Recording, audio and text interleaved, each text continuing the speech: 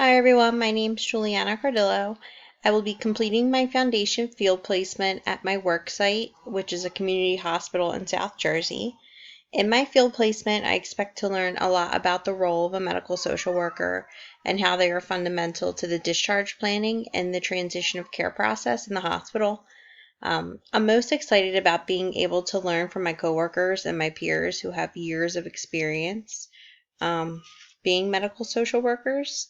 Um, what has me most concerned is that I'm currently transitioning from a role in the case management and social work department within the enterprise. I took another role in the same department. So I'm just kind of concerned about me being able to juggle starting my internship and training for a new job as well. But my plan to manage my excitement and my concerns is just to be open and honest with my field instructor and my work supervisor, just so I'm able to manage my time and make sure that I'm getting everything out of my field placement. But I'm really excited to learn more about medical social work, and I can't wait.